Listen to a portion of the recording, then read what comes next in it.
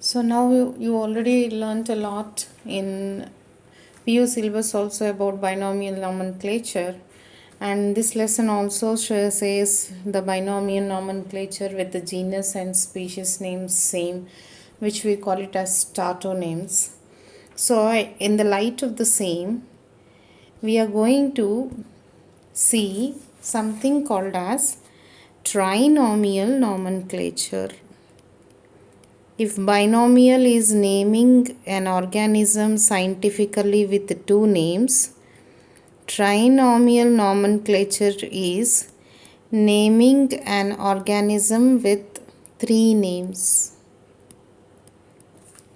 Okay, then when do we find this necessity? What is the requisite for trinomial nomenclature? So the third word, so usually in binomial nomenclature, the first word is genus, the second word is species with the first letter small letter. In trinomial nomenclature, the third word is any taxon below the rank of species. I mean, in another concept video I shared, if there is a family, there is a subfamily, tribe, subtribe, then genus. Each taxon is further classified. Here also, the species taxon is further classified into subspecies.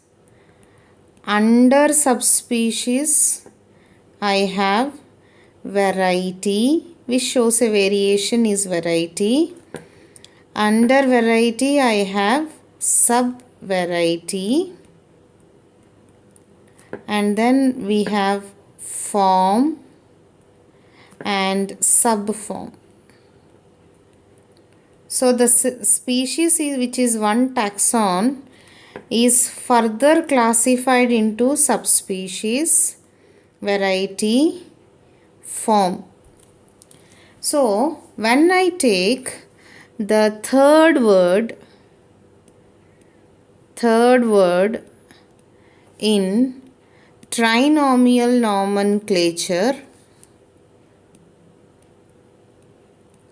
this is any taxon below rank of species. Now let us see one example. All of us know what is the scientific name of the lion. So it is Panthera. Examples of trinomial nomenclature: Panthera leo. But when I see the lion in India and when I see the lion in Africa, I see little changes even if there are same species. So the Indian lion is renamed as Panthera leo persica. Even we write this as small letter because this is subspecies. Okay, so this is binomial nomenclature. This is trinomial nomenclature, where the third word is any taxon below species. Here we took subspecies. Okay, similarly, we have, this is the first example. The second example, Corvus splendens.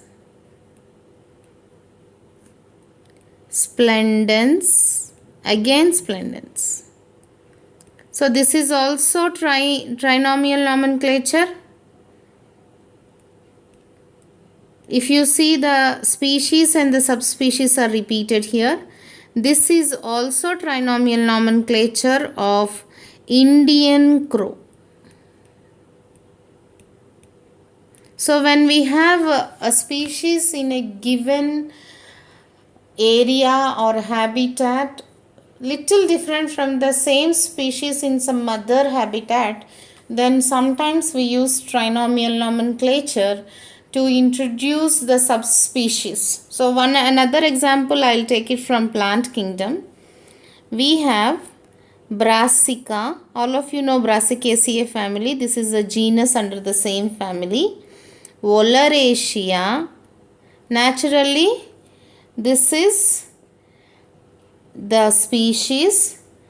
Variety. So I already told you variety is also a subtaxon of species. Capitata. Capitata means which is like a head. So this is the scientific name of cabbage. So I am mentioning actually Brassica oleracea should be scientific name of cabbage. Because I see a variation in one of the species, I call it as a variety. I mention this is not subspecies, it is variety, which is also a subtaxon of species Capitata. So these are the examples of trinomial nomenclature. But the third word is always a taxon, below species, not above species.